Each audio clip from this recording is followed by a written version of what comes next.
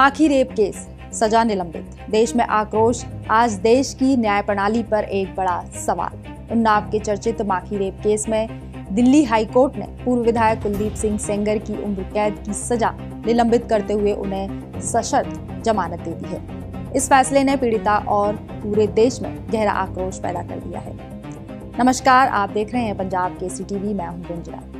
दरअसल उन्नाव जिले से बीजेपी निष्कासित नेता कुलदीप सिंह सेंगर ने 4 जून 2017 को गांव की नाबालिग लड़की का अपहरण कर बलात्कार किया था।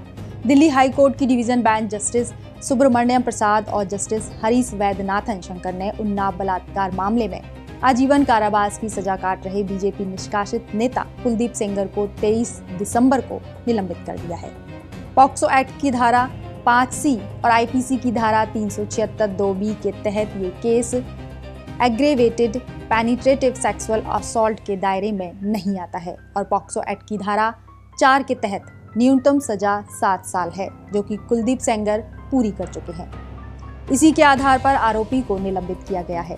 पीड़िता और उसका परिवार रेप आरोपी के निलंबन होने पर इंडिया गेट पर नाराजगी जाहिर कर रहे हैं। अरे कहाँ है?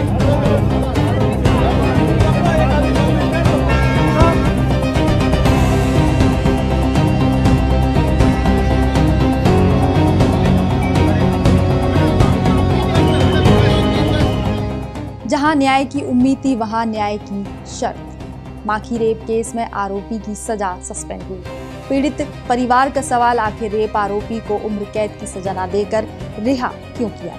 इस पर कोर्ट ने जवाब दिया कि 23 दिसंबर 2025 को दिल्ली हाई कोर्ट ने सेंगर को उम्र कैद की सजा को निलंबित करते हुए आरोपी को सशर्त जमानत दी। यह राहत अपनी अपील निलंबित रहने तक के लिए है। सशर्त जमानत 15 लाख बॉन्ड प्लस 3 सुनिश्चित की सजा निलंबित करना संविधान के लेख 21 के अंतर्गत व्यक्तिगत स्वतंत्रता का अधिकार मानते हुए किया गया है। अगर कानून सजा निलंबित करता है तो कानून के अनुसार सजा निलंबित होने का मतलब यह नहीं कि सेंगर निर्दोष साबित हो गया है, बल्कि यह कि अपील के निपटारे तक उन्हें कुछ शर्तों के साथ छूट दी गई है। यदि शर्त टूटती है तो जमानत रद्द हो सकती है। दिल्ली हाई कोर्ट ने दंड प्रक्रिया संहिता CRPC की धारा 389 के तहत कुलदीप सेंगर की सजा सस्पेंड की है। इधर नाबालिग से दुष्कर्म के आरोपी के निलंबन की सूचना से पूर्व विधायक का खेमा काफी खुश है, तो उधर पीड़िता रो रो कर अपना दुख जाहिर कर रही है। उसको जमानत मिल गई है। अगर एक बेटी के साथ में रेप होता है और उसके पिता को मौत के घाट उतार दिया जाता है, उसके बाद उसके परिवार में एक्सीडेंट करवाया जाता है, उसका एक्सीडेंट करवाया जाता है, सबका एक्सीडेंट करवा के सबको खत्म कर दिया जाता है। मैं उस मौत और जिंदगी से लड़के बाहर आई हूँ। मैं अपना केस लड़े, मैं अपना संघर्ष करे, फिर भी उसमें सारा कुछ सेटलमेंट करके कुलदीप सेंगर को हाई कोर्ट से जमानत दे दी गई। मैं बहुत दुख है कि मेरा परिवार कैसे सुरक्षित रहेगा, क्योंकि मेरे 5 किलोमीटर के दूर कराएंगे। उनके आदमी तो दूर नहीं है, उनके आदमी तो मार देंगे आके। 2017 में तत्कालीन विधायक कुलदीप सेंगर ने गांव की नाबालिग लड़की के साथ रेप किया था। अप्रैल 2018 में प्रदेश सरकार की संस्तुति पर केंद्र सरकार ने CBI जांच कराने की मंजूरी दी। 13 अप्रैल 2018 को सेंगर को लखनऊ स्थित आवास से गिरफ्तार किया गया था। इसकी लंबी जांच के बाद 30 हजारी कोर्ट में मुकदमे की सुनवाई के बाद 16 दिसंबर 2019 को न्यायालय ने आरोपी को दोषी पाया। 20 दिसंबर 2019 को न्यायालय ने कुलदीप को उम्र कैद और 25 लाख जुर्माने की सजा सुनाई थी। इसके बाद विधानसभा ने आरोपी विधायक की सदस्यता खत्म कर दी। 3 मार्च 2020 में कुलदीप और उसके छोटे भाई को पीड़िता के पिता की हत्या के मामले में सजा सुनाई और अब 6 साल से दिल्ली की तिहाड़ जेल में बंद कुलदीप की न्यायालय ने 15 लाख की निजी जमानत पर कई शर्तों के साथ सजा को निलंबित कर दिया है। लेकिन पीड़ित का परिवार और पीड़िता आरोपी के जेल से बाहर आने से भय में है।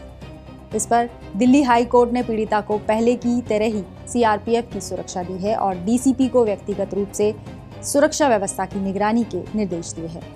हालांकि कोर्ट ने यह भी स्पष्ट किया कि सिर्फ सुरक्षा को लेकर किसी व्यक्ति को हिरासत में नहीं रखा जा सकता है।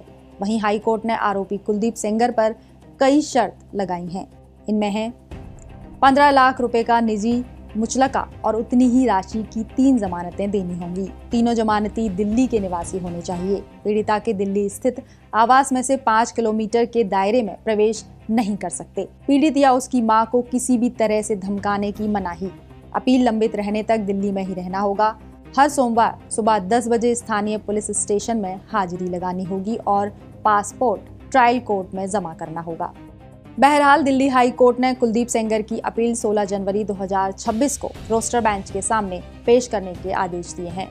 इस अपील से ही तय होगा कि आरोपी की सजा बरकरार रहेगी या नहीं।